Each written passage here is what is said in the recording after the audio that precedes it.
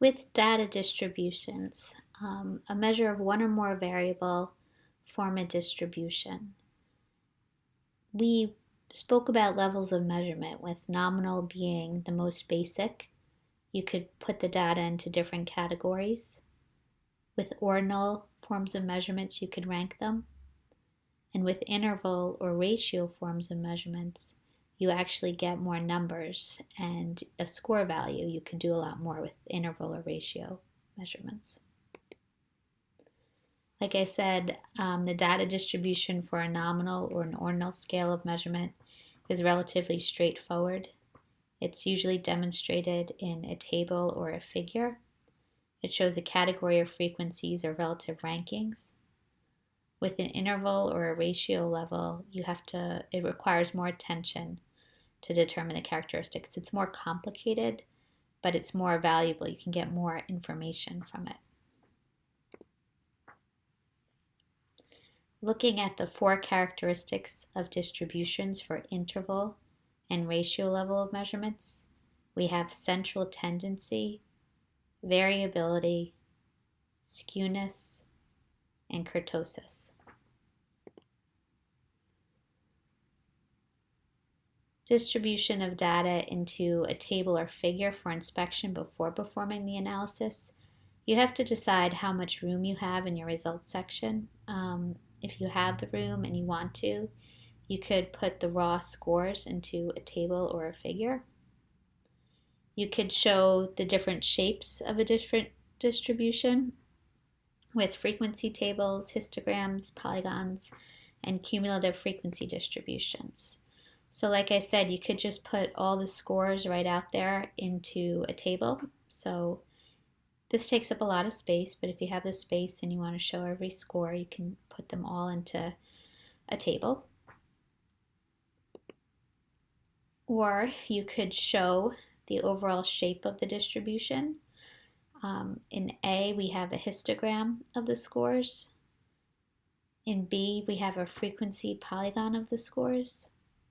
And in C, we have a cumulative frequency polygon of the scores. So there are different ways to present the information graphically if you don't want to do it through a table. We have 3 distributions with different shapes here. A is a rectangular shape, B is a normal shape, and C is a bimodal shape. The most important one would be the B, the bell-shaped curve. And this is the so-called normal distribution, which indicates a higher frequency of scores occurring around the middle and lower frequency of scores at the higher and lower distribution. So the normal curve is important for statistics, especially for parametric statistics. A normal curve, most of the score is concentrated in the middle. With a bimodal, you have 2 concentrations or 2 clusters of scores, one in the lower frequencies and one in the higher frequencies. And with the rectangular distribution, all the scores are about the same. Looking at central tendency, this is an important statistic for our interval and ratio scales. You're probably familiar with the mean, the median, and the mode. So the mean is the average scores in the distribution. The mode is the score that occurs most frequently. And the median is the middle. So if you were to count up from the lowest and down from the highest and come to the middle score, that's what the median is. Depending on how you want to show your data or what you're trying to prove, you might present a median score instead of a mean. Like if your data is skewed, it could be misleading. That's why I said you can't always trust statistics.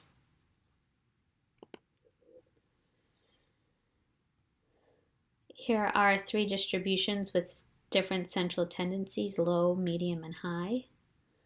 Central tendency is the average. It can be seen graphically by examining the concentrations of scores towards the middle of the distribution. Again, B would be normal. This is a picture of variability. We have A with low variability, you see most of the scores are concentrated at the center. B with medium variability, and C has the most variability as the scores are most spread out, the highest variability. So this information can be put into a table or it can be put graphically into figures, depending on what you think your reader would prefer. Or you could do both, depending on the space. So frequency distributions can be presented in graphic form, like I said, with frequency histograms or polygons. They give immediate overall picture of the distribution. They could have a more dramatic effect on the reader. You can see it instead of just looking at the tables.